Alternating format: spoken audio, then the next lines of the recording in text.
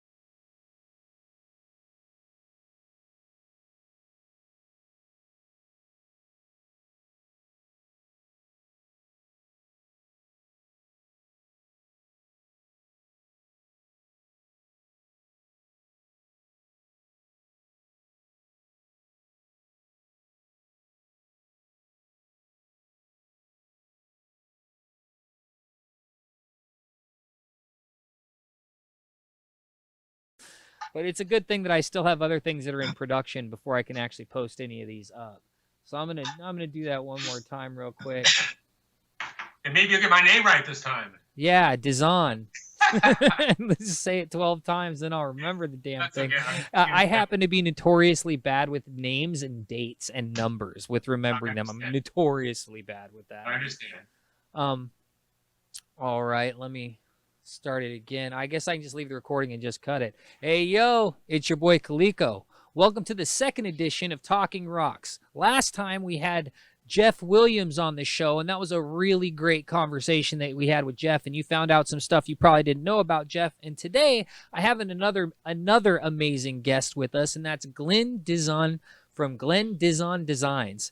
And did I get it right that time? Is it close? You got it right. I got it right. That's All right, perfect. good. So Glenn is an amazing jeweler and works with some of the best fire agate in the country that I've ever seen. I should say in the world, because fire agate has a very small world in general. But Glenn is amazing at working with this stuff. He has some amazing jewelry and gemstones that he works with, and I'll show you some of his designs in here. And we are going to speak with him right now. Here he is on the screen. Hello, Glenn. Hi, Caleko. How you doing, man? I'm doing pretty good, my friend. I'm And doing you know, pretty good. in the world is pretty good because I have some of my work in Australia and I have some of my work in Sweden. So not only am I known around the world, but I've got my work in many other countries too. So thank you for that. Oh, yeah, it doesn't surprise me that your stones are all over the place, to tell you the truth. Um, it's when I first got into fire agate, some of your stuff, which was about 6 years ago, some of your stones were some of the first stones that I had seen, and some of your jewelry was some of the first fire agate jewelry I'd seen, where the jewelry actually did justice to the stone.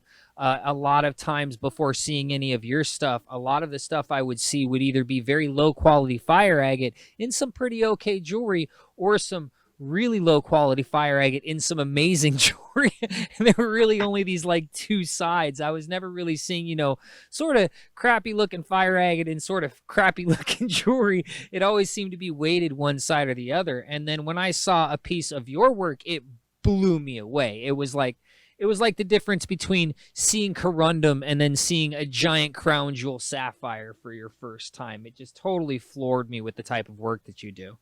Well, thank you. I appreciate that. And it's partially because I've been making jewelry for 49 years, and I was introduced to fire agate probably in the 1970s, and I forgot about it for about 35 years. For some reason, it just slipped off the radar for me, and then I rediscovered it.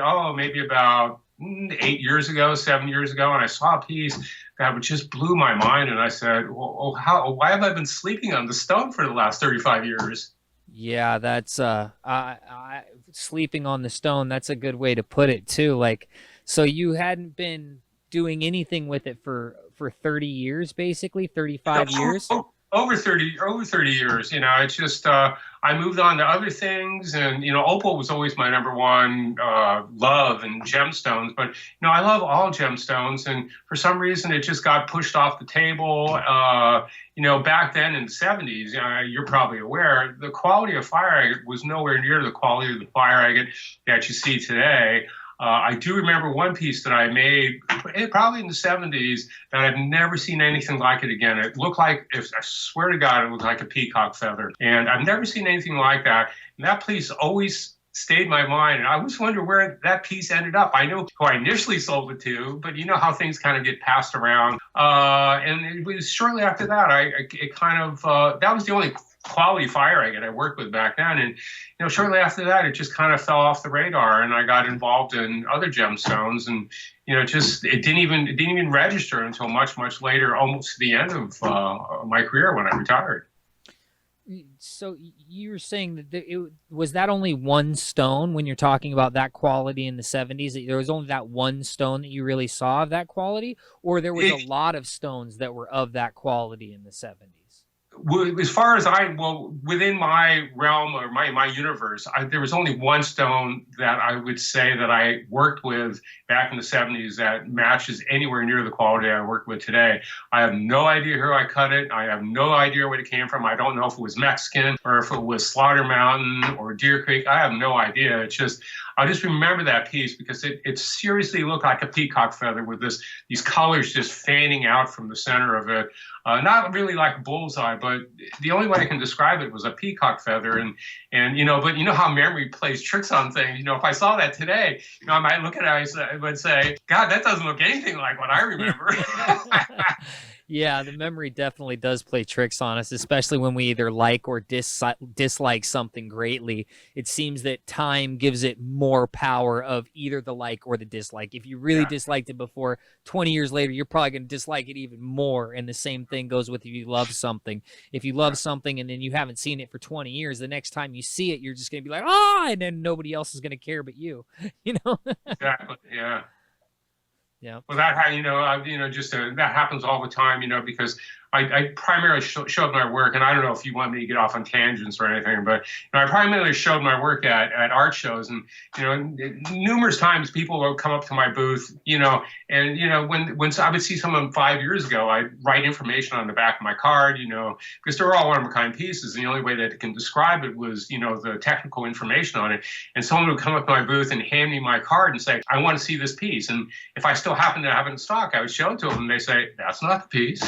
And I always tell them, it's like the minute you leave my booth, your memory changes it completely. So just memory changes things, to your point, accentuating it for the good or for the bad. Yeah, that's very true. It definitely happens like that. So we jumped right into fire agate, but I tend to basically delve back even before that when I start by interviewing somebody. And like one of the things that I like to ask people is what originally got you into gold, rocks, jewelry? What was the thing that first really sort of got your gears going for this sort of thing that you've gotten into now to where you've become, a master jewelry maker, basically, a jeweler? I mean, I just use the proper terminology. It's all good. Well, I always liked to work with my hands when I was younger, whether it was taking a piece of wood and carving it. So I was always interested in handwork and working with my hands. Back when I was a junior in high school, my father sold jewelry for a company I'll leave out of this, but there was a store in San Francisco that was a really, really high-end store. And I worked as a stock clerk. I did odd jobs for him. And one day I saw a black opal. I mean, this guy he didn't work with it. He sold really high-end stuff. And I saw a black opal, which just totally floored me. And that was really the transition moment. I knew at that moment that somehow I wanted to work within the industry. how I got, that was before I started making jewelry. And how I started making jewelry, again, I was a junior in high school, and a friend of mine showed me a ring she made. And I said, wow, that's cool. I said, well, how'd you do it? And she said, well, I took a piece of wax and I carved it. And so that night I went home, I got one of my parents' candles, and I carved the goddamn thing. And that was my first ring. And ever since then, I was hooked. And how I got into gold, I never really liked working with silver. I don't really like the working properties of silver. And probably my 10th ring that I ever made was the first gold ring I made. And, once you go to gold, you just can't go back to silver. What can I say? Well, now, is that just because of the value, or is it, like you said, the way that it works? Well, I like the working properties of gold. Gold's a little bit forgiving. Silver is not forgiving. It takes way more effort to polish a piece of silver than polish a piece of gold. And then if you have a piece of silver that sits around for 7-8 months, it starts tarnishing. And there's certain things, soldering with silver. You have to just sink a lot of heat in there, where gold's not that way. And I like the softness of gold. I like the workability of gold. I like the color of gold. I was never really a big white person. I've used white gold in the past, but I think generally yellow metal, it just has this warmth to it that complements almost every gemstone, where, in my humble opinion, I think there's very few gemstones that look good in white metal. So I was always attracted to yellow metals, and it wasn't until later in my career that I started working with, like, I had a number of pieces in 22 karat gold, which I really, really love, but that has its issues of workability also. Primarily, I worked in 14, 18 karat yellow gold. Okay, what is the issues with gold? Whoops, sorry about that. I should have my phone off. Yeah, exactly. What is the issues of working with the higher quality softer gold? Like what are the simple things that make it difficult? Well, simply it doesn't take the polish. You could the first piece that I made in 22 karat gold, I thought I could polish up to a high gloss, but 22 karat gold doesn't do that. It gets more of a matted gloss. The traditional way I used to set stones, it was so soft it didn't really work that way. I set stones with a little handpiece and a hammer. Some people use pneumatic hammers. I never got used to a pneumatic hammer. I started with a little handpiece and a hammer all along. And you just can't do that. 22 karat gold was too soft, and the workability just doesn't do that. And you have to do more burnishing or rubbing the metal as far as polishing it with polishing compounds. I do like the way it looks a lot, and I like 18 karat gold, which has the same working properties, in my opinion, as 14 karat gold. But 22 karat gold, it looks really pretty, but it has issues, and it doesn't have the longevity that 14 or 18 will have. If you set a stone into it, it's more pliable. So it just doesn't have in my opinion, just to have the longevity of a piece that you're going to wear every day. And, I design pieces that are supposed to be worn every day and enjoyed every day, and not put in a safety deposit box. That ain't no fun. Yeah, that's very true. You definitely want people to see your work when you're the one putting it out there. At the same time, people have the ones that they like the most, and they don't want to wear them every day because they like them so much. Yeah, but the thing is, again, my philosophy was always, make it beautiful. It's got to be aesthetical. It has to have the aesthetic properties, and it has to have durability. And there's certain ways you can make pieces. Pieces have to have, rings have to have a certain proportions to them. Part of a ring that gets the most wear and tear is the bottom part of the ring. And I don't know how technical you want me to get, but I found early on that rings have to have certain proportions to make them durable and comfortable. So just to get a slightly technical, I don't know what your audience really is, but the bottom part of the shank or the bottom part of the ring, I always kept it to minimum 2 millimeters to 2.25 millimeters. And then the part between the fingers, which doesn't really receive a lot of wear and tear, which if it's made too fat, if you have a ring that's, 2.25 millimeters all the way around, it's going to be as uncomfortable as hell. Someone shakes your hand, you're going to go, oh my God, let go. So in between the fingers, it doesn't need to be as heavy, and like 1.75 millimeters in there provides comfort for a ring and then durability on the bottom. And you want the weight to be equally proportioned. So, ergonomics of a piece of jewelry is very, very important. And if you make it ergonomically and you think a little bit, and unfortunately, there's a lot of people that really don't think a lot, you can make a piece of jewelry that really last 30 years. If you wear a ring every day for 30 years, that's getting a lot of wear and tear out of it. Some people think, I'm going to have a piece of jewelry and I'm going to wear it every day for the rest of my life, and it's going to be just fine. But, there is depending upon how hard someone is on a piece of jewelry, there is an upper limit of how long you can wear a ring. Yeah, that's very true. I've been hard on jewelry. I have a ring that my wife got me some years back that had diamonds and sapphires in it. And I don't remember what I got my hand caught in, but the ring is square. I know you said you really like that yellow gold look. My personal preference was definitely white. I really liked things to be expensive, but to look inexpensive. You know what I mean? Like I've always sort of been attracted to the white gold and platinum and stuff like that. Have you done much work in platinum? Just as a question that just popped in my head because I just said I like platinum. I've done very, very limited work in platinum. Platinum does have some issues too. It actually doesn't have the wearability. If you want something with wearability, I always try to advise people to go to like a 14 karat white gold. Platinum doesn't have the wearability. It scratches easier. It's got a nice feel because it's really heavy. It's got a big, high specific density. So you put a platinum ring on your finger, you can feel it. But I was never really attracted to platinum for me, rather than, you're talking about I can't remember your exact words, but you don't want it to look too ritzy, or I'm not sure of your exact words, but I kind of thought of metal colors as far as combining with stone colors, and I thought of metal colors as warm or cold, and not necessarily more expensive looking or less expensive looking. White metals are a very cold looking metal, where most gemstones, with the exception of, I like sapphire and white gold, and I like certain opals and white gold. But other than that, if you put a warm gemstone in a cool metal, it's just to me, in my mind, it doesn't work.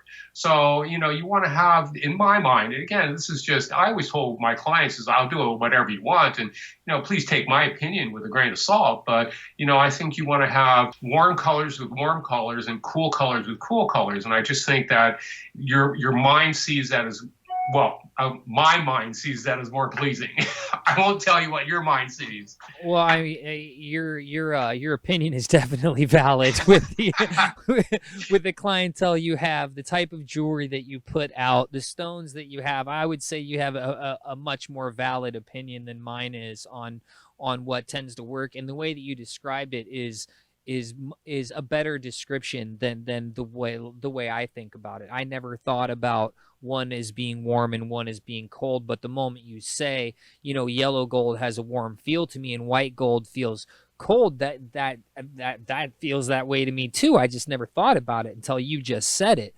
But you just look at colors in the spectrum, because all colors have a vibration, all colors have higher and lower vibrations. I'm not talking about spiritual vibrations, but I'm actually talking about energy vibrations. And when you get to the reds, the yellows, and that end of the spectrum, it's a warmer, it's a higher vibration. And again, I'm not talking about spiritual vibration, but it just has a warmer feel to it. And it's just my preference. And again, what you like is what you like, and there's no denigrating what anybody likes. And I would, I'd make whatever somebody would like. I didn't have to like the colors combination. I just have to satisfy my client base. And I definitely have preferences, but I tried to, again, I really stress to people, it's take my opinions with with a grain of salt, because, I might like oranges and you like apples. It doesn't mean that one's better than the other. It just means that's my preference. Respect my clients' wishes. Yeah, well, I mean that's how you keep them paying you. You know what I mean? That's right. That's how you get around. If somebody's like, I'm willing to pay $6,000 and I want this color with metal with that stone, and I mean, no, you can't have it because I like yellow better. Like, that's a horrible way to keep a clientele. I didn't go there. That's a recipe for business disaster. You just can't do those two. They're not allowed. That's a Hawaiian pizza. We don't do Hawaiian pizzas. Like, I don't want to go there. Pineapple does not belong on pizza. But anyway, we're not talking about pizza. That's funny. It's funny that you're the no pineapple one. I totally think the sweet goes with the salty. So. Well, then take a piece of pineapple and wrap bacon around and put it on the grill. That's awesome, but it doesn't belong on a pizza. I'm sorry. It just doesn't belong there. It's just not right.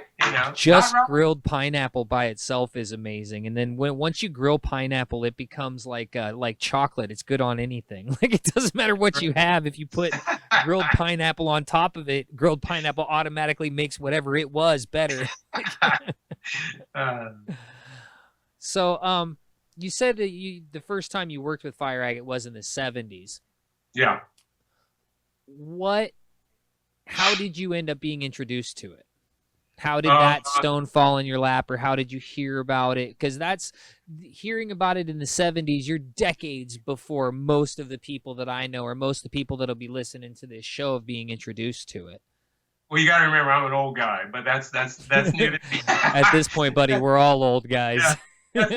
Well, when I first started off, I didn't really, it takes a long time to develop stone connections and to get in with people that are doing the best of whatever the stone is, whether it's fire agate, opal, sapphire, or whatever. And back when I first started off, the primary way for me to get introduced to a gem was going to a lapidary store. Lapidary stores, I think, are a thing of the past. It's sort of a dead thing, but when I first moved away from home, there was a lapidary store up the street from me, and that was the place I saw the first fire agate in the Bay Area. I'm born and raised in San Francisco, and there were two lapidary stores that I knew of. One was in San Francisco in the Avenues, and the other one was in Berkeley. And I think I saw a fire agate both places, but the very first place I saw a fire agate was this lapidary store in San Francisco. And I saw it, and I said, that's pretty cool. And I fell in love with the stone right away. The stone that you saw at that place, was it as in a rock form, or had they completely carved it into a gemstone form? It was completely carved into a cabochon, ready to go, ready to be set into a piece of jewelry. Okay, that's pretty awesome. Do you think maybe that you had said earlier that the quality of the stones that you're seeing now is much better than what you used to see before? You think it's possible that it's that the people carving it have gotten better at bringing the best of what's in the stone out of it? That's exactly what that's my understanding of it. I haven't done a lot of carving, but my understanding is way back then, people just cabochoned this. They didn't really understand where the fire was in the stone, and they just went to a certain layer, carved it, and were fine with that. And they didn't really understand how to bring out the best in it. And it was many, many years. Again, I wasn't a carver back then. I'm really not a carver now, and I really don't understand that much about fire agate, but back then people just did a simple cabochon on it, and that was it. That was the stone. And sometimes you're lucky and you hit the jackpot, and it was pretty cool. And sometimes you would say, okay, well, that's not that pretty. So I just think people had a better these days. I just think people have a better understanding of how to bring out the most amount of beauty in fire agate. Yeah, what you said earlier is the first time I've ever heard anybody talk about now is better than then when it comes to rocks and gemstones, because anytime you talk to anybody else about any other gemstone, any other mining area, it's like, oh, you should have seen how it was 50 years ago. The stuff that was coming out of the ground 50 years ago is 1,000 times better than what any of you see nowadays. And so that's the first time I've actually heard that.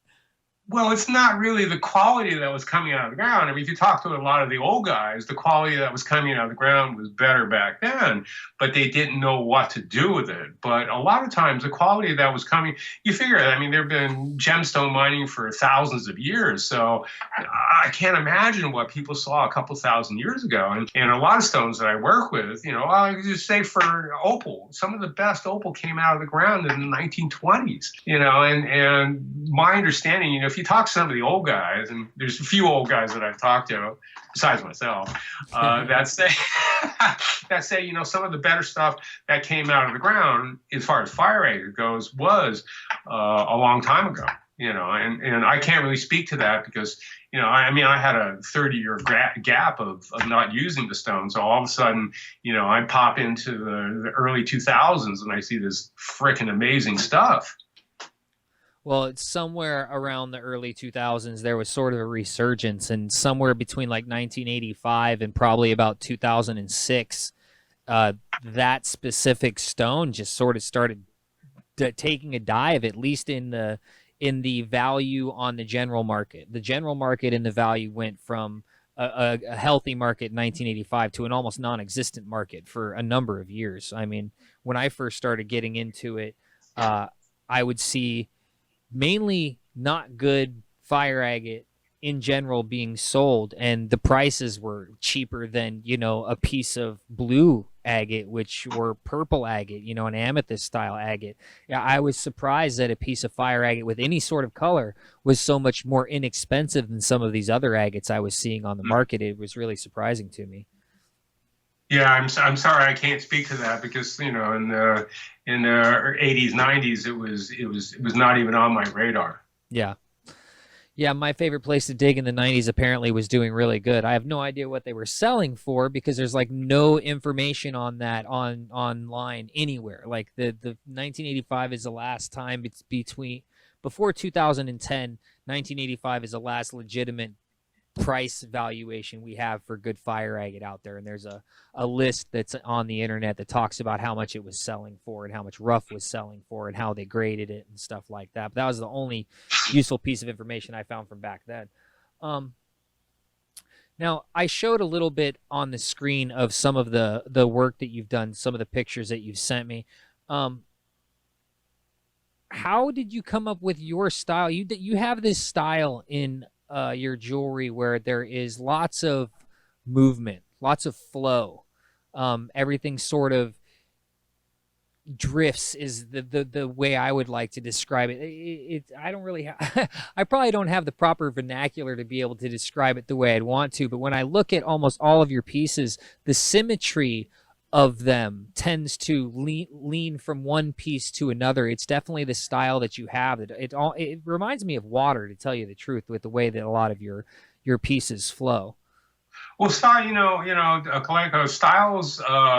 My styles have changed considerably over the years, and I've experimented with deco styles. I mean, I might have sent you a piece of a really cool deco piece that I did, within the last 10 years. So, I mean, what I consider to be perfect changes or what I like to dabble in, let's say, or what touches my heart changes from day to day, year to year. And sometimes I would draw, because before I actually started creating things, I would sit down with a piece of paper and draw different designs. I sent you one of my sheets that I drew a bunch of designs, and there's a finished piece there.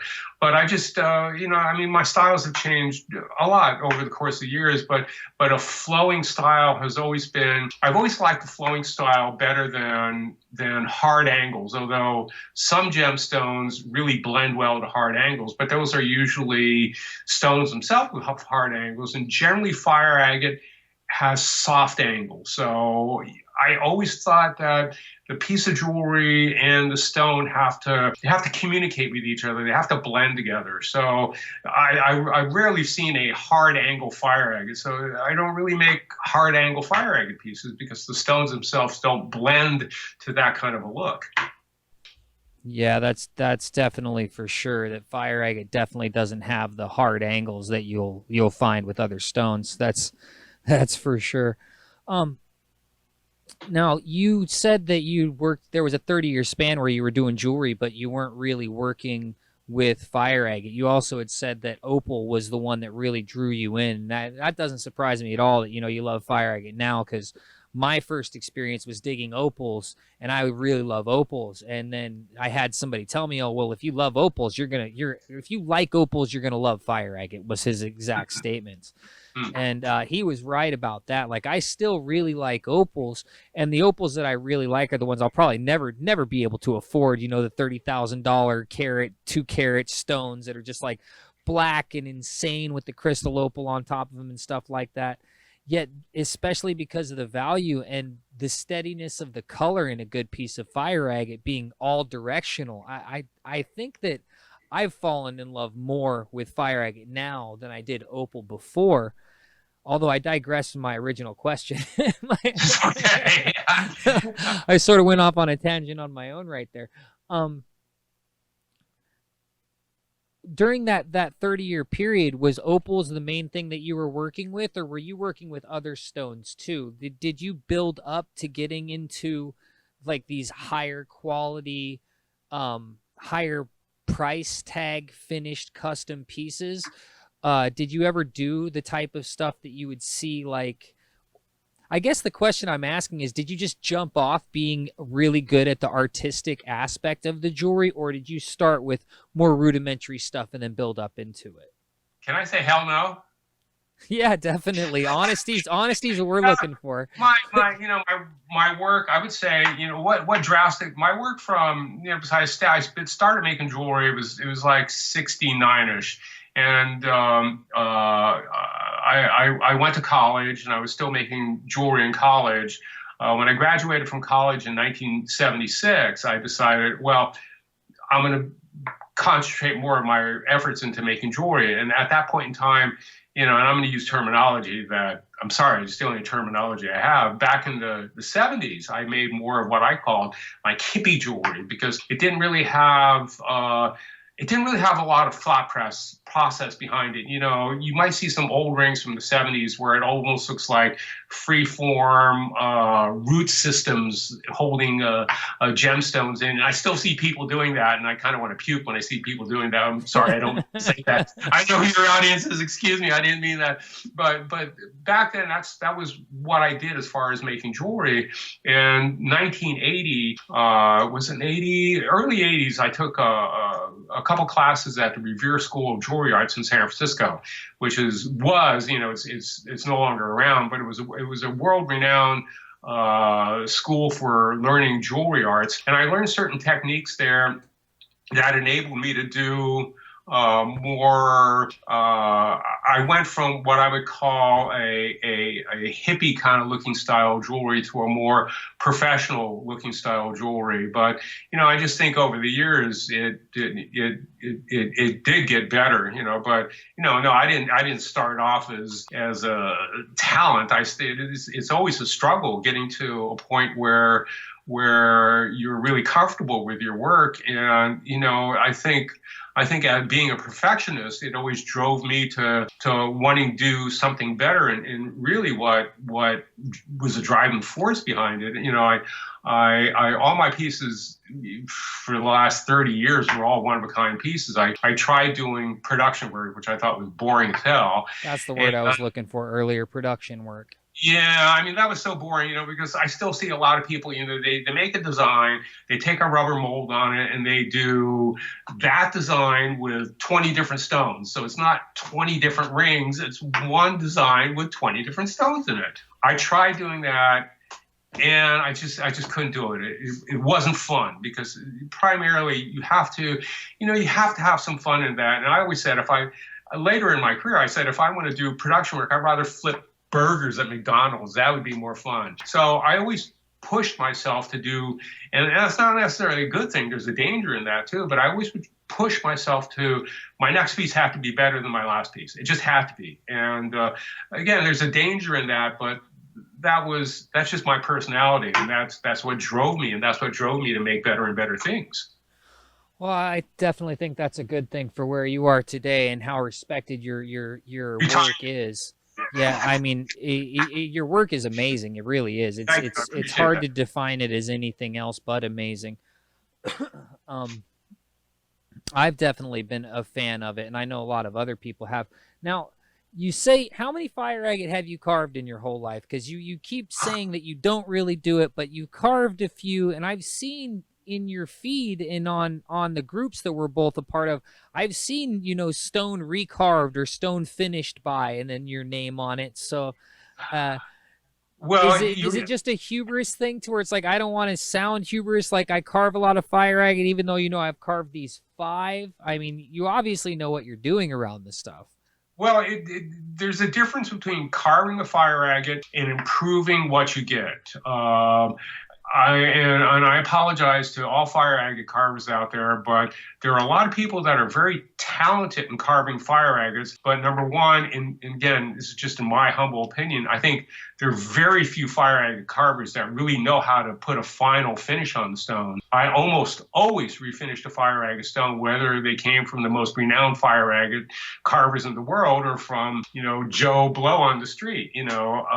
So there's a difference between the ability to bring the fire out of the stone and putting those finishing touches on the stone to make it look just right. And a lot of stones that I would get in, they were really beautiful, but I didn't think they didn't have the aesthetics for a piece of jewelry. So oftentimes I would buy a stone because I thought it looked really pretty. And then when I got it, I knew I could make it look better, either by changing the shape of it or, a lot of times fire agate carvers like to leave every little bit of fire that exists in the rough. They want to put it in the stone there. And then and the way I look at it, it's like it's like I'll look at a stone and I'll go, well, why'd you leave that in there? That's very nice if you're going to put it on your desk and admire it every once in a while. But if you're going to put that in a ring or in a pendant and wear that every day, it just didn't make sense to me. So, from start to finish, there probably were no more than 5 fire agates that I ever carved. But I always thought I could improve, or I can make, I shouldn't use the word improve, I can make the stone more complementary to my jewelry. So I won't use the word improve because everyone has an idea of what something should look like. And I had an idea of what everything that was going to go in my work, it had to look a certain way. So, I wouldn't be afraid to take a 10-carat fire agate and make it a 5-carat fire agate if it looked better. It's all about aesthetics for me, and to have, little blurps and bumps sticking out of a stone that really wasn't going to blend for a finished piece of Glenn Dizon jewelry. I wasn't afraid to just start messing with it. Well, that's really good information, actually. One of the things that you touched on that I actually want to ask you about in that statement is the finish. You were saying one of the first things you said is that a lot of really great carvers don't quite put the finish on the stone. What do you mean by that, by the finish? Like, how do you finish a stone to make it ready for your kind of jewelry? Because I mean, you're right about the quality of what you're putting out. Well, I'm a perfectionist, which isn't necessarily a good thing or a bad thing. It's just my nature. And I would look at things, I would do things that the public wouldn't even notice. But I would always look, when I get a stone in, I would always look under the magnification, and inevitably there'd be like little pits in the stone. Granted, the finished person that's going to wear this, they're not going to freaking look at it with a magnifying glass and see if it has pits in it, but it bothered the hell out of me. It's like, if you're going to put that much, because it takes a lot of time and effort to creating a finished fire agate, and if you're going to put that much time and effort to it, why do you leave pits in it? Why do you leave scratches in it? Why don't you finish it with a 50,000 diamond paste? It's like, I just don't understand. If you're going to go that far, why don't you go a little bit further? So it's like, I always remove pits, no matter how minor they were, and I always remove scratches, and I just little blemishes that wouldn't bother anybody but me. I always went there, and it didn't really have to bother anybody but me, because if I didn't look at a stone and if I didn't think it was drop dead gorgeous under all conditions, it would go into the little bag that I would say, I'll work on this stone one of these days. So it's like I could take those one of these days stones and make it, oh, I want to work with that. Yeah, I see what you're saying. I definitely see what you're saying, especially with the taking and leaving the amount of color that's there that's not of top quality like the rest of it. That's something I'm definitely starting to get into now. Whereas originally, yes, absolutely exactly what you said. If I'm carving a piece of fire agate, I'm just trying to expose all of the color that can potentially be there. I'm not thinking about the finished gemstone at all. I'm thinking about how big can I get a piece of fire agate. Yeah, well, unfortunately, that's the problem with a lot of gems. Would you just digressing a little bit back to opals? I knew someone that used to cut opal in Hong Kong, and they got paid by weight retention. So you would have this stupid ass stone that really didn't make any sense, but the cutter got paid by weight retention. So if they started off with a 10 karat rough and they got a 5 karat stone as opposed to a 2 karat stone, they got a bonus. So I'm not a believer in weight retention. Aesthetics. If it doesn't have aesthetics, it doesn't. I don't care. I mean, granted, I love bigger stones, but if it doesn't have the aesthetics, if you can't bring it to its most beautiful state possible, it's like, I don't understand why people don't do that. And again, I think the reason why people don't do that is because the general public, who's going to be the person that's going to finally own this piece or this piece of jewelry, they don't look at it with the same eye that I do. But again, it's in order for something to leave my studio, it has to be perfect to the greatest extent that I can make perfect. Because in reality, nothing's ever perfect, but right. it had to reach that point before it ever left my studio. I'm just assuming here, but I'm guessing that most people that carve fire agate do not have the same tools to look at it under magnification. What are you looking at the stone? What type of magnification are you using? It has to be more than a jeweler's loupe, right? No, just a 10 power jeweler's loupe, because I do have a 20, and I've actually never had a scope, but sometimes 20s, you miss things in a 20 because your focus gets too much, and you need to have enough magnification, but it needs to be broad enough. So just a 10 power, really good Bosch and Lomb, or there's a lot of really good 10 power loupes, just a really good 10 power loupe. And to me, it had to pass the inspection over a 10 power loupe. And I can't tell you how many times.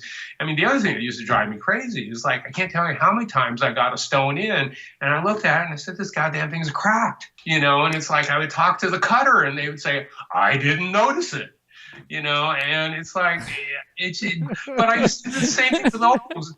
There was an opal dealer that I used to buy opals from. He always bring his stuff to me because I could see a craze in an opal like nobody else could. So I would call through his material and say, this one's crazed, that one's crazed, this one's crazed. But it's the same thing with fire agate. A lot of times the cutter, and I really don't know why, maybe they're so passionate about it, the color or the shapes or the forms, they get lost in that and they don't see the little things, like there's a little crack here or there's a little crack there. I mean, I sent you a one piece that has a diamond set in the middle of it. And the reason, there's a picture I sent you, and the reason why that has a diamond set in the middle of it is it came from I'll just put a respected fire agate carver. And I looked at the freaking thing and it's got a crack in it. And it's like, it just bothered the hell out of me. So I said, okay, I'm going to drill that crack out. I'm going to set a diamond in the middle of it. And it was an awesome piece, but I couldn't let it go with that crack in it. Granted, it was so minor and minuscule that most people would never notice it, but it bothered the hell out of me. And again, if it's going to leave my studio, I've got to like it. Yeah, I'm trying to find that picture on the screen right now. There it is. This the red stone that looks like it's inside of a music note of wax. I've got the wax shot, and then I've got the gold shot right here on the screen right now. And so that had a crack in the center of it? Had a crack in the center of it. And you were able just to basically drill that crack all the way through, and the crack didn't lead through the rest of the stone, huh? It didn't, yeah. Fortunately, that's amazing. Fortunately, it was just a relatively small crack right in a high point of the stone. And, it's like the choices were either, again, put it in that bag that I'll use someday, or just go ahead and drill it out. I mean, what's the worst that can happen? I could ruin the stone and, I lose what, $500. And in the grand scheme of things, I don't want to lose $500. But again, if I don't do something with it, it's going to end up in that bag and never get used. So I said, well, okay, I'm going to drill it out. Hopefully the best is going to happen. And the crack, fortunately, was centralized. I drilled it out. And oftentimes, I've set diamonds in fire agates. I really like the look, and that was the story behind that. Yeah, that it definitely looks good. Oh, well, I thought I had it on the screen, and I didn't have it on the screen the whole time. I'll probably edit that in later. Here, I'll push it live right now and just leave it up for anybody that's watching this. That way they can see the stone we're talking about. I have a preview editor, and I screwed up right there in my preview editor. It was in my preview editor and not on the live screen. But the deal with cracks, I have been running into a lot of that recently. It's actually amazing how much cutting you can do on a stone and not realize there's any crack in it, and then all of a sudden you're almost all the way through and you're like, wait a second, like I'm gonna have to cut that whole second. Wait, how many are there in this thing? It's pretty surprising. It kills you too when you've got this incredibly beautiful piece, but there's a crack in it, and what do you do? Yeah, so far, what do? I cut it off and try and turn it into multiple stones, or throw the damn thing away. I have yet to see the stone. Like, I've seen a couple of them to where I'm pulling them out and I'm thinking about working on them, and then I can see like 3 or 4 splits in them. And I'm somebody that I've mined a bunch of fire agate myself. Like, I spent 6 months in a desert breaking fire agate out of the stone with my bare hands, like no jackhammer or anything, just chisels and hammers and stuff like that.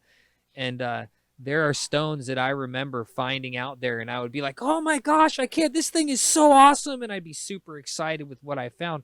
And now I get back here and I pull that stone out and I'm like, oh yeah, this is there's 3 fractures going right through the big color bar, and I'm like, I don't even think there's one usable gemstone in this piece. Like, those are called specimen stones. Very much so. That's sort of a double-edged thing right there, though, because the whole specimen stone thing, like, specimens weren't never supposed to really be I've ever had explained to me how nice specimens are supposed to be sold. That when you have a really great specimen in the matrix, it's supposed to be sold for more than what you think, sometimes even double or triple the gemstone you think you could get out of it, in order to force people not to cut it. And then you have the other side where it's like the specimens are supposed to be, what nobody else wants in jewelry. I like the guy's input that told me, no, you're the best ones in matrix, and you're supposed to charge ridiculous prices so that nobody wants to turn them into jewelry. I like that, but it doesn't work with fire agate. Like, that idea, it's not like a piece of heliodor or topaz, aquamarine or something, where you have this gray rock with this really beautiful terminated crystal in the center. Like, it doesn't work like that at all. I mean, I can show you, like, this is one of my best fire agate specimens. and it's because it has drifts of agate poking out where you can see hunks of fire agate hanging on there, and it's got dogtooth calcite in it. But then right out there, right at that top, whoops, there you go, that's better. That is a hunk of fire agate sticking out. You can actually see a little bit of color on it. And the reality is that there might be 7 gemstones inside this rock that I don't know about because of the way that the fire agate forms. Like, I can't see how I could possibly get anywhere near, for this specimen, what I could for one gemstone that might come out of this, which I know there's at least 3. I've examined this thing a lot. I'm sure you have. Yeah, see, but I was never, because I'm a jeweler, specimens never really interest me. That makes a lot of sense. Like, I mean, Because that would make an ugly piece of jewelry. I'm sorry. It might be a nice specimen, but it's a yeah. mighty wristwatch. Exactly. Yeah, you're definitely right. It would not make a very pretty piece of jewelry. Now, at the same time, the stone that's on top might be, because it has a stone on it that's the size of my thumb that's showing some color on it. So, anyways. Okay, that's one of these days project. Say what? I said that's a one of these days project. Yeah, I have a method for cleaning them that's turned out really well. And to tell you the truth, I have so many stones now that I have tons of stuff to work on. That could be a never days project. Yeah, I understand that. Not being into specimens. Yeah, that's I got into gems and jewelry and stones because of an experience I had in a pawn shop as a teenager, and him explaining to me different stones and their values and the qualities of gold and stuff like that. And that's how I originally got into any of this stuff way back when. But the first time I saw a really clear in matrix cluster of quartz, I was blown away that wasn't faceted by somebody. I was like, wait, they come out of the ground looking like that? I was absolutely floored and just totally taken aback, and was like, oh my God, I love this. This stuff's amazing. And then, of course, I start finding out about other crystals, and that, quartz isn't the only one that comes out with terminations, and depending on the chemical makeup inside of the crystal, depends on what type of crystal it's going to be, depends on how many sides that crystal is going to naturally form with, I definitely like specimens, and specimens have really become like it's easier to have a good specimen collection and be a poor person than it is to have a really great jewelry collection and be a poor person. But if you have to run, it's much easier to run with your jewelry than to pick up those big rocks and run with. So that's very true. And as you have to have seen out of Tucson, though, it doesn't stop anybody from stealing the trailer. Yeah. Yeah, if you have a trailer full of specimens, the thieves will be happy to take that off your hands, no problem. So, how long ago did you get back into working fire agate? I saw your post on one of the fire agate groups that we're in together, thanking a person for getting you back into it. Can I name people's names? Yeah. Oh yeah, definitely. You're J.R. Stoney. Feel free to give anybody a shout out you want to. Yeah, J.R. Stoney.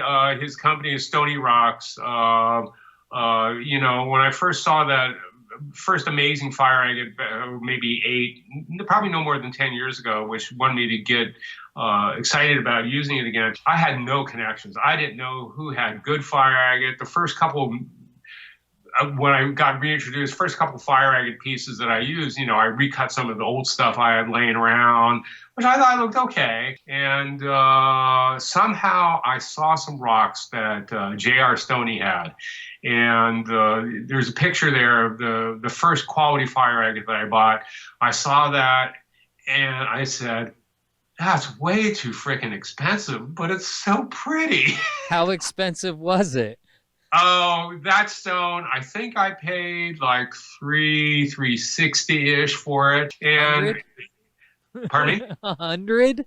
You're like, yeah, like $300? It was too expensive. But I'm looking at old fire agate that I have. That looks okay. Like $30, and it's like, oh man. And I didn't know, truthfully, it's got to sell. If I make something and it doesn't sell, it's a wasted time, wasted project. And That's it's very like, true. Well, nobody knows fire. None of my clientele knows fire agate. And I thought, well, if I buy this, can I shouldn't use the word convince, but can I get my clientele excited about the stone?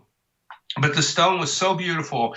Generally, I would always think that if I liked it, I could do something with it and make it beautiful to make my clientele like it. So I just took a chance. I bought the stone, and I thought it was an awesome piece. I mean, it was a beautiful stone, and now before I retired, $300 for a stone, I wouldn't think twice about buying a stone for way more than $300.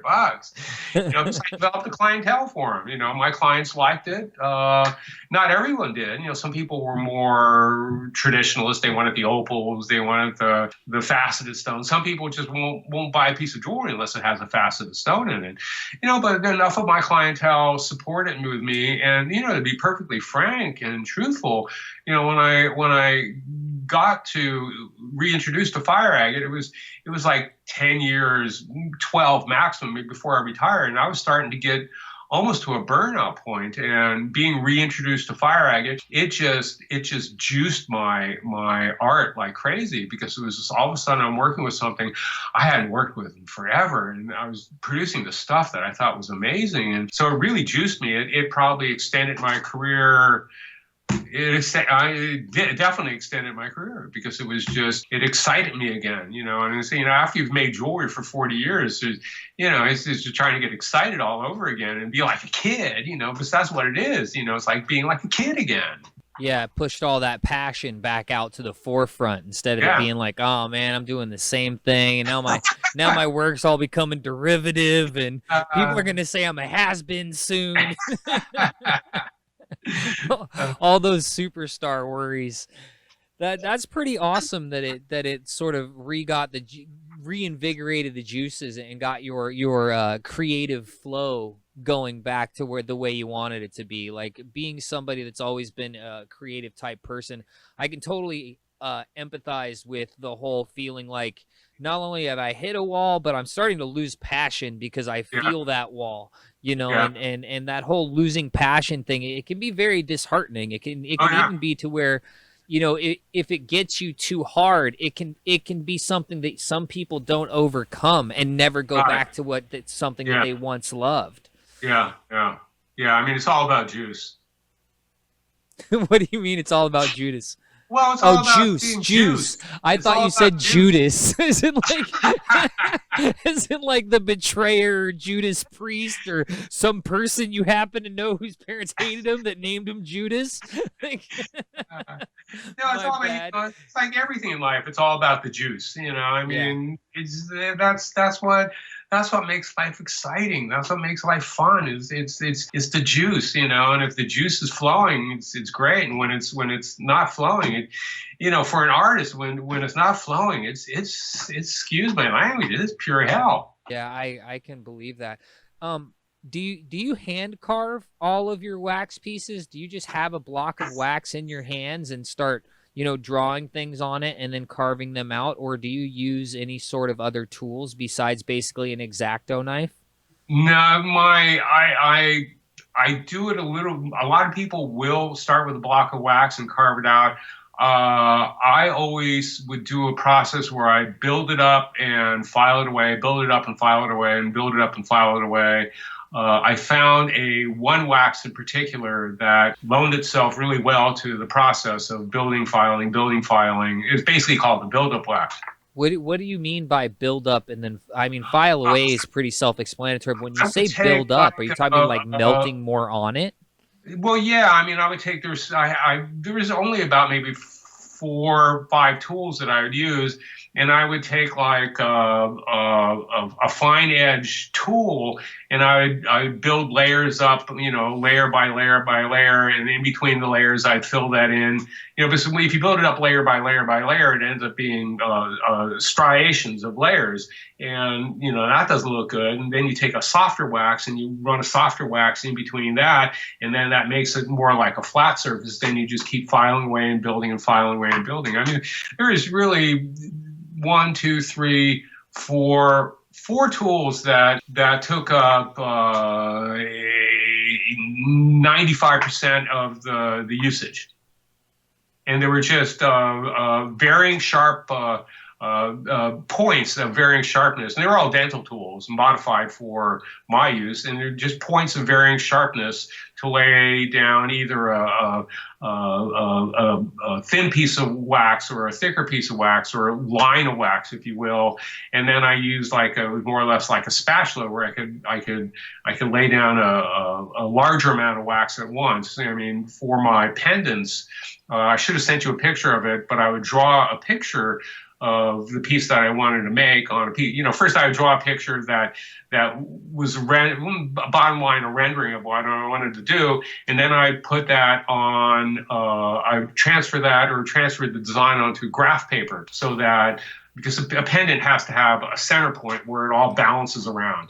So from the rough drawing, which really wasn't centered or wasn't really wearable, I draw that on a piece of graph paper. Then I would put that piece of graph paper and put a piece of glass over that. And then with my spatula kind of tool, I would start laying layers of wax down over that, and just that was, generally the process. That not at all what I was expecting, especially with the whole laying down and then filing it away. I was definitely more expecting that it was, a solid piece you would work with, not like heating it and then letting it cool and then making it the shape that you want it. But it makes some sense with what you're talking about, of if you were to do a rough drawing of what you wanted first, instead of trying to carve a square brick to fit that drawing, of building the wax inside.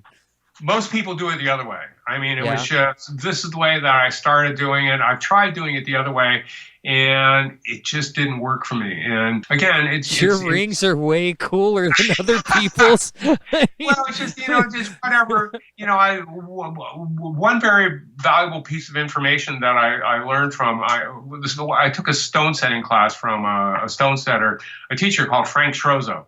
And Frank, his philosophy, or what my takeaway from his philosophy, he probably said something totally different, but my takeaway from his philosophy is that there's no right or wrong way of doing it as long as it works. So this is what worked for me, and it was sort of, not what most jewelers do to build a piece of jewelry, but it's what I did for almost 50 years. So it worked for me. Yeah, and there is no right or wrong. It's whatever works.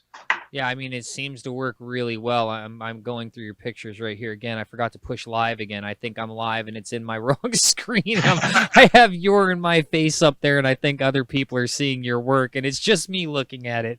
It's so useful to do it like that.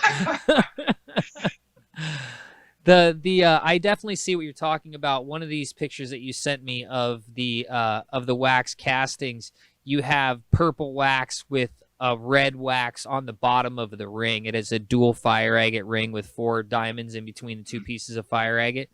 So that would make sense that's why you have multiple colors of wax inside there. Just as an offhand question, because I'm looking at this picture right now, is the red wax harder than the purple wax? Is that why it's the base of the ring? Unfortunately, yeah. The red wax it's very it's not brittle. The purple wax is super brittle.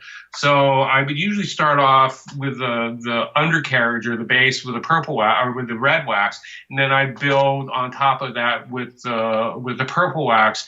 The red wax, it didn't have as good of fileability, because everything was layers built up and filed away.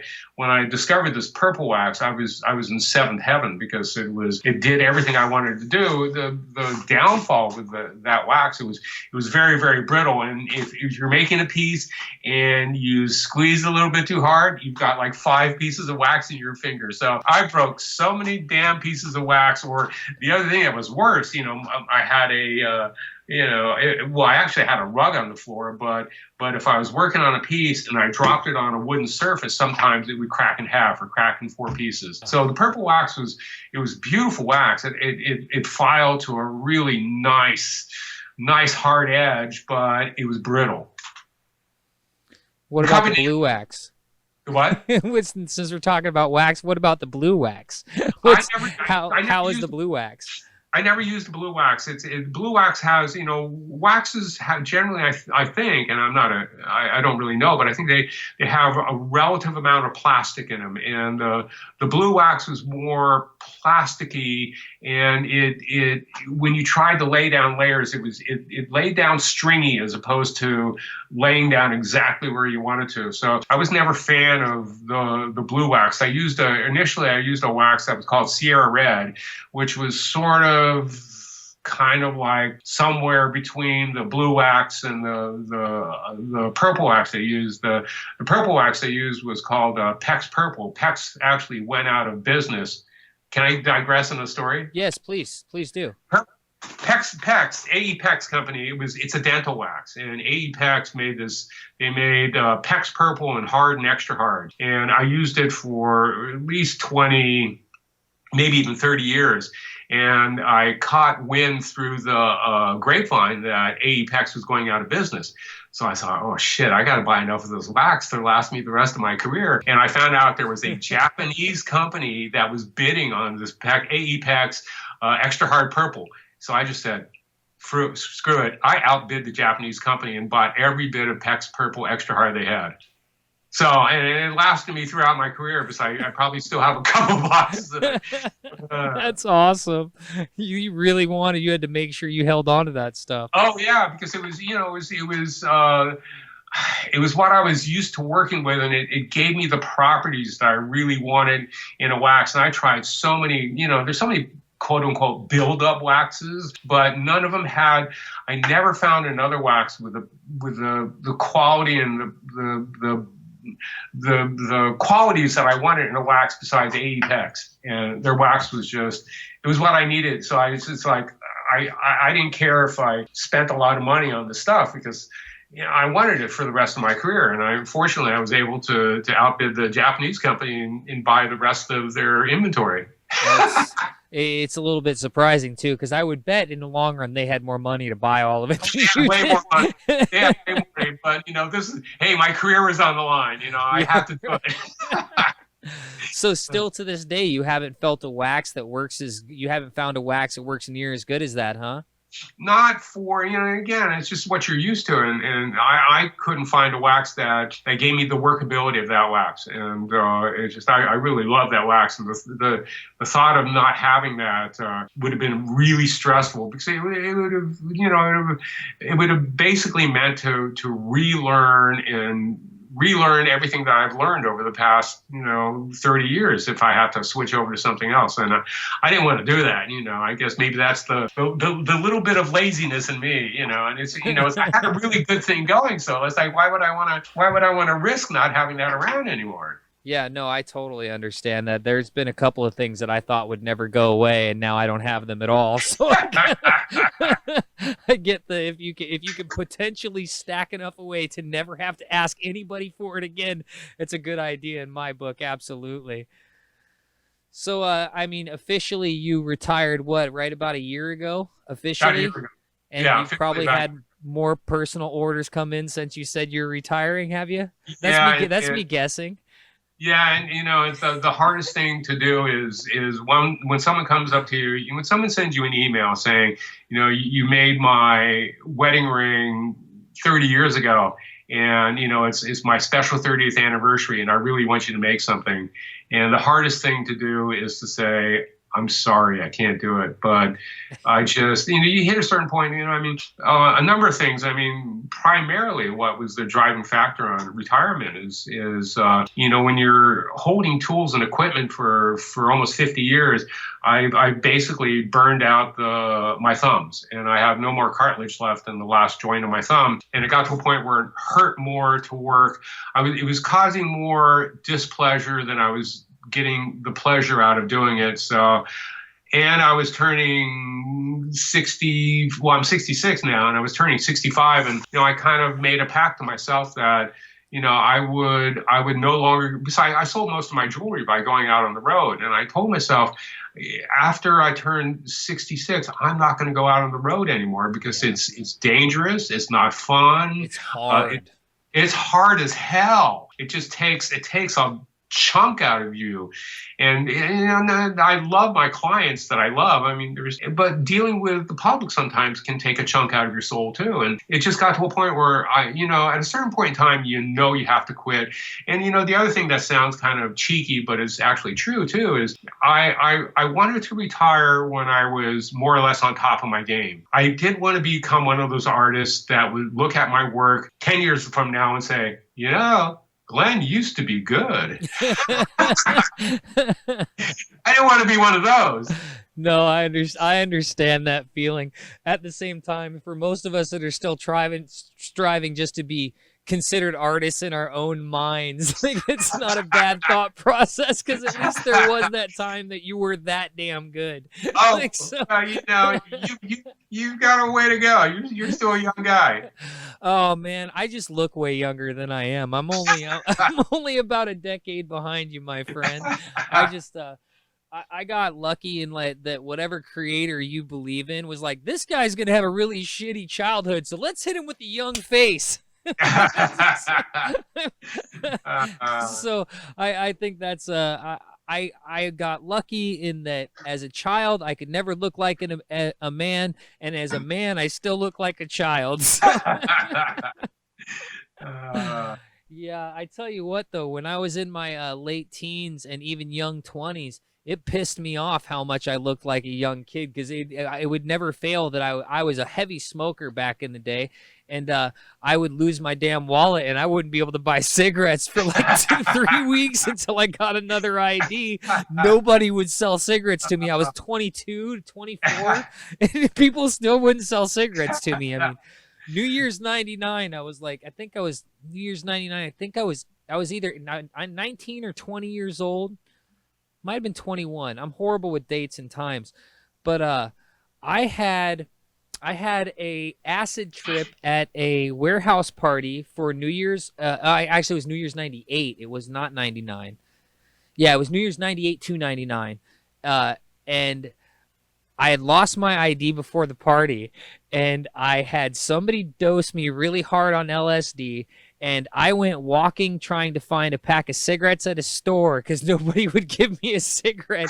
And it turned into, I had 3 police with flashing lights on each corner and an ambulance that drove right up to me where I was sitting, asked me a whole bunch of questions, talking about they had gotten phone calls from these stores about some guy that was way too high and that they wouldn't sell him cigarettes. And I had to convince these paramedics that I was fine, that I was just pissed off because I was 21 and nobody's selling me smokes, and yeah, I might be having a little bit of fun, but not so much fun that they need to take me to the hospital, or that any of those 3 cops there's 3 police cars on each corner of this it was a storage unit I sat on.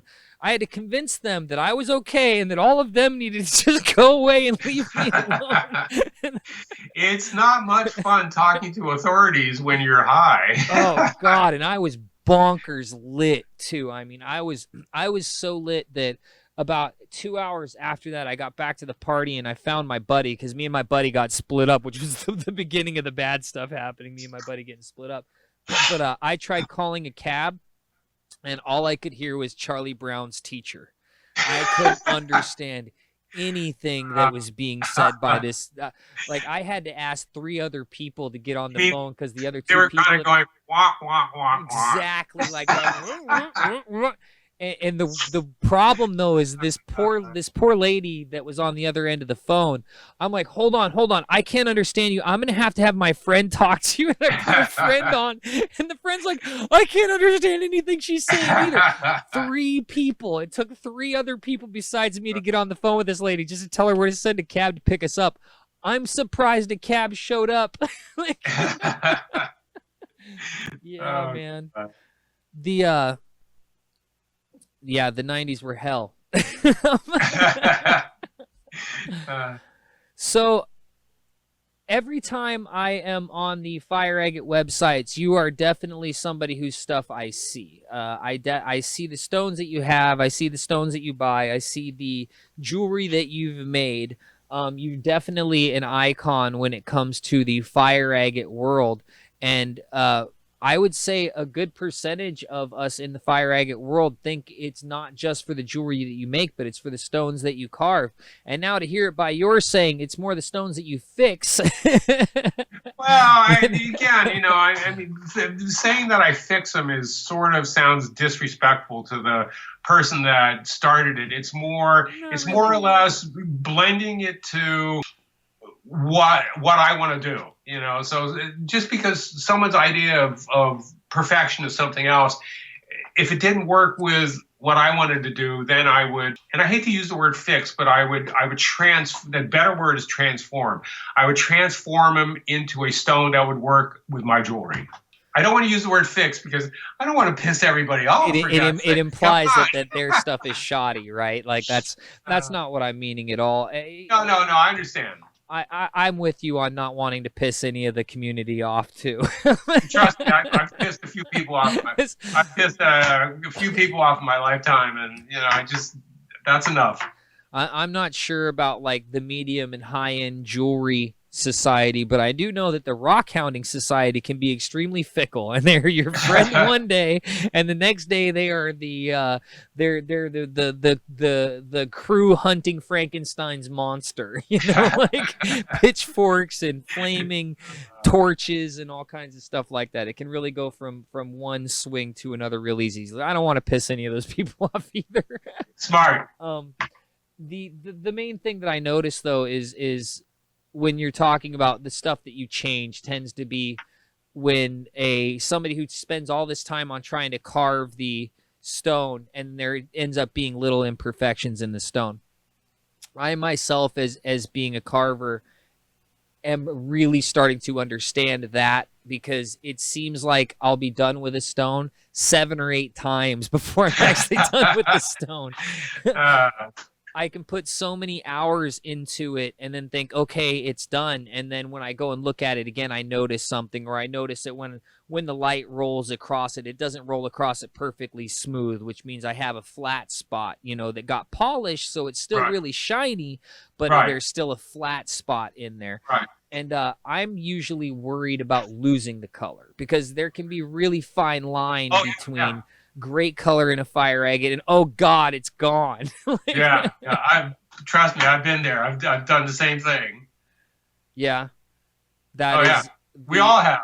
I mean, it just happens, But sometimes too, there's always that fine line. You're always thinking, okay, well, what's hiding underneath there? That maybe if I don't go there, you're not going to see the best of it. So, it's such a fine line between where to stop, and I've talked to a lot of people that, of maybe a little piece of the stone broke off and they sold the rest of it and they have a little piece left and they go, okay, what hell do I have to lose? And I go a little deeper in there and all of a sudden it's like, oh shit, I should have done this on the bigger piece. I've done that a bunch.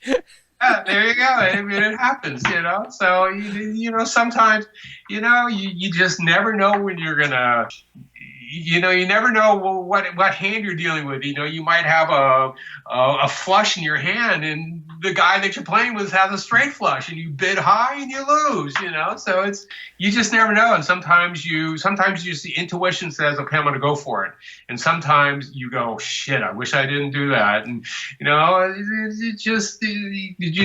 you win some, you lose some. You're never going to win everything. You're never going to win every time, It's the nature of fire agate. Your analogy ends up being perfect. It's exactly the way I explain it to people, that fire agate is absolutely a gambler's stone all the way through. From the first moment it started to be cut out of rough all the way until it's finally a finished gemstone. People are always needing to take risks. You're always guessing. Carving this stone will make you go insane if you really care about it too much. You have to sort of become the professional gambler that's like, you win some, you lose some. Because if you're so focused on just making sure that you don't screw this one up, it's almost a guarantee that you're going to screw it up. Have you ever tried to go for the reverse fire? Yes. I have so far, and I've found one stone that looks like it would be really good for it, and I stopped because the front side has such great purple, and it's obviously a ring stone, and I'm like, I'm just sort of wasting my time on this one. Well, I have a design that works really well for two-sided stones, but then, my story was I was working on this one stone, and it was really beautiful on the top, and I knew it had reverse fire, and I just kept going a little bit more concave into it because it wasn't necessarily reverse fire on a flat surface. It was you have to concave it to get the reverse Bubbles. fire. Yeah. And I was getting down there, getting down there, getting down there. And the thing is, I'm going, I know this is really thin. And then soon it just went snap. And so I still have two pieces somewhere in my Oh studio. no, you went all the way through the damn stone, huh? Well, I didn't go with it. I mean, it just got so thin that it just went snap. So that's always fun too.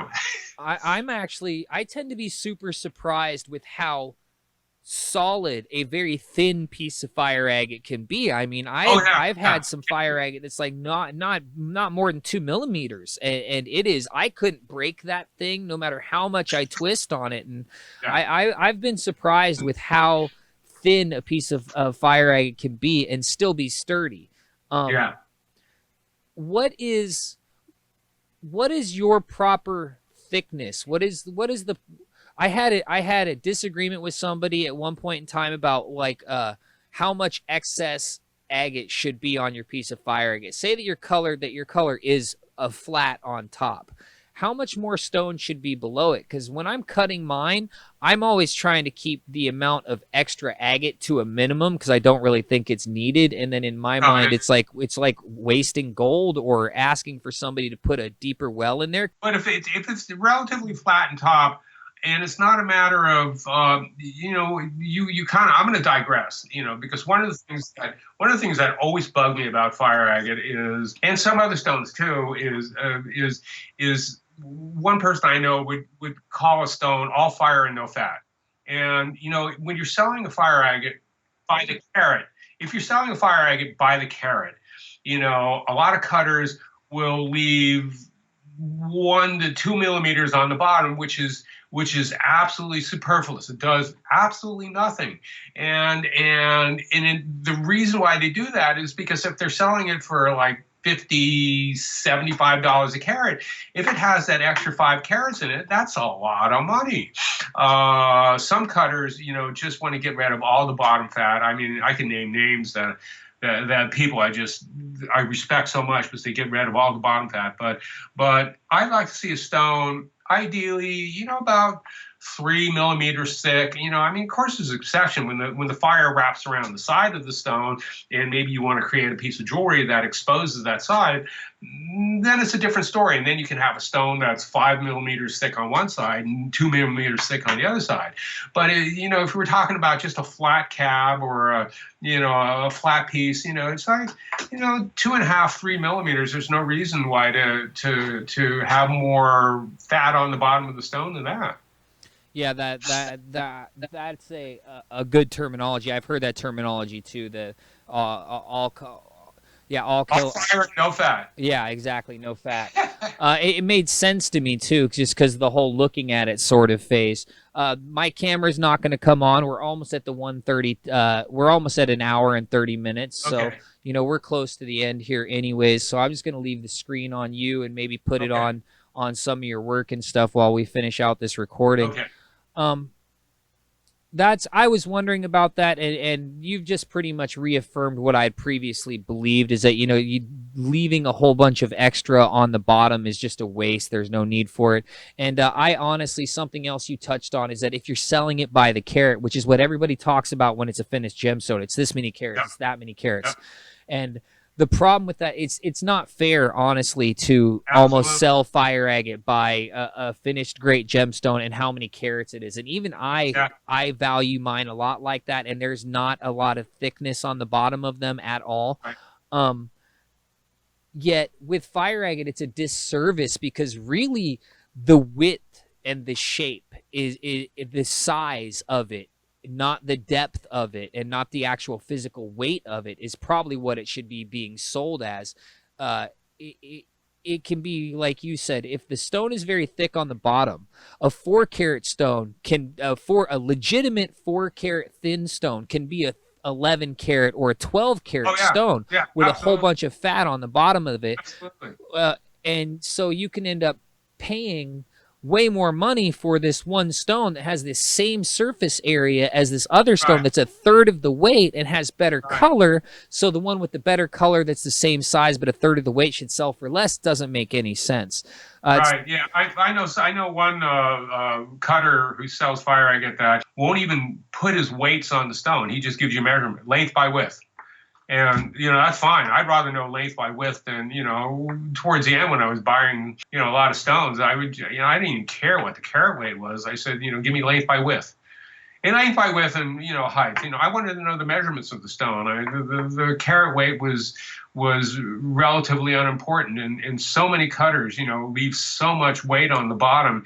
And again, it's just and I'm not knocking anybody, but it's again, it's one way to get more money for your work. Because, truthfully, fire agate cutters generally work for the cheap, for the amount of time that they put into it, what are they making per hour? So it's like, yeah, so it's like, well, how can I compensate for all this time? I don't want to work for $10 an hour, for God's sakes, so that's one way to compensate that. And I'd rather see people charge a premium for something and get rid of that fat, and some people do, but then the general, most people out there that are in the fire agate market just don't understand that. And it's like, if you have a properly proportioned stone and you want $100 a carat for it, they go, $100 a carat? What do you mean? Well, it's like, because there's no fat down there. That's why it's $100 a carat. Yeah. So, it's been a beef of mine ever since I started with fire agate again.